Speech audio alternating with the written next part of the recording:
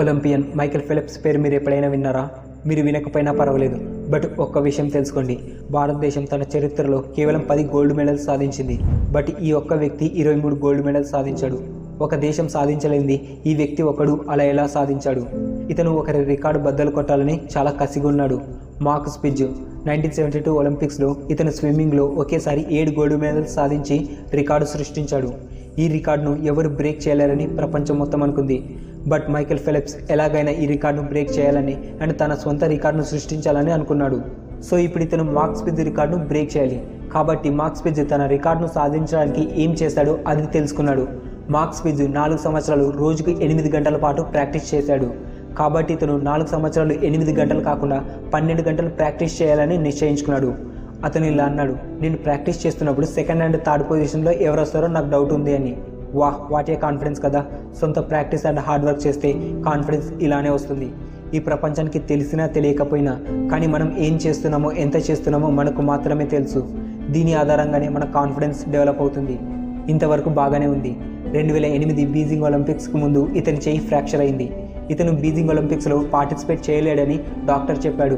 ఒకవేళ తన చెయ్యి బాగా అయినా అది మునుపటిలాగా ఉండదు. కానీ అతని మైండ్ సెట్ ఎలా ఉంది అంటే మార్క్ స్పిట్జ్ రికార్డు ఎలాగైనా బద్దలు కొట్టాలని కసిగా ఉంది. ఒక వ్యక్తి ఏదైనా విషయంపై కసిగా ఉంటే అతను ఇలాంటి కష్టాల ముందు ఆగడు.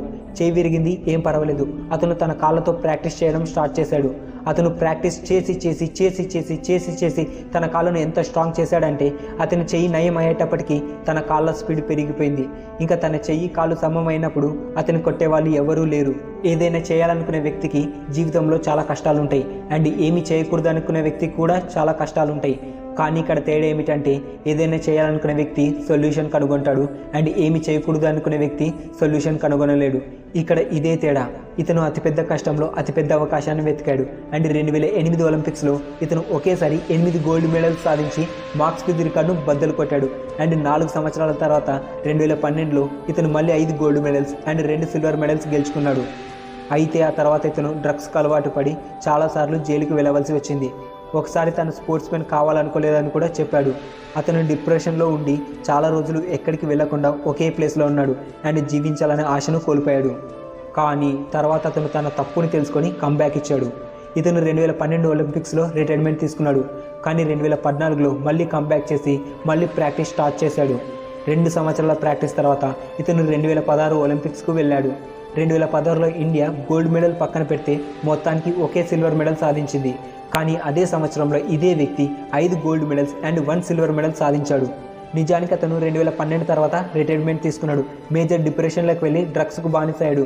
జైలుకు వెళ్ళవలసి వచ్చింది. అయితే అతని కంబ్యాక్, అతని ప్రాక్టీస్ మైండ్ బ్లోయింగ్. అతను అనారోగ్యంగా ఉన్న ఒక్కరోజు కూడా సెలవు తీసుకోలేదు. పెళ్ళిళ్ళు, పండగలు, బర్త్డేలు ఏది ఉన్నా సరే 6 ఏళ్ల పాటు అతను సెలవు తీసుకోకుండా 12 గంటల పాటు ప్రాక్టీస్ చేశాడు.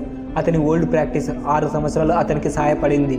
ఇతర అథ్లెటిక్స్కు ఇతనుకున్న తేడా ఏంటో తెలుసా? ఇతర అథ్లెటిక్స్ వారంతలో ఒక వీకెండ్ తీసుకొని రోజుకు 4, 5 లేదా 6 గంటలు ప్రాక్టీస్ చేస్తారు. కానీ ఇతను సెలవులు తీసుకోకుండా రెస్ట్ లేకుండా 12 గంటలు ప్రాక్టీస్ చేశాడు. ఇదే అతనికి ఇతర అథ్లెటిక్స్కున్న ఏకైక తేడా. మీరు ఎన్నిసార్లు పడిపోయినా పర్వాలేదు. మీరు ఏం చేస్తున్నారో, ఎంత కష్టపడుతున్నారో పర్వాలేదు. మీరు నిజంగా పని చేయాలనుకుంటే మీరు చేస్తున్న పని కష్టం కాదు. ఈ జీవితం మీ లక్ష్యాన్ని ఎంత కష్టతరం చేసినా మీరు ఆ పనిని చేస్తారు అని మైకేల్ ఫెలిప్స్ అంటారు. ఐ హోప్ మీకు ఈ వీడియో ఉపయోగపడిందని అనుకుంటున్నా. మీకులాగే ఇంకొకరు మోటివేట్ అవ్వాలనుకుంటే వాళ్ళకి ఈ వీడియో షేర్ చేయండి. ఈ వీడియోని లైక్ చేసి ఎక్కువ మందికి రీచ్ అయ్యేలా చేయండి అండ్ ఛానల్ని సబ్స్క్రైబ్ చేసుకోండి. Thank you for watching.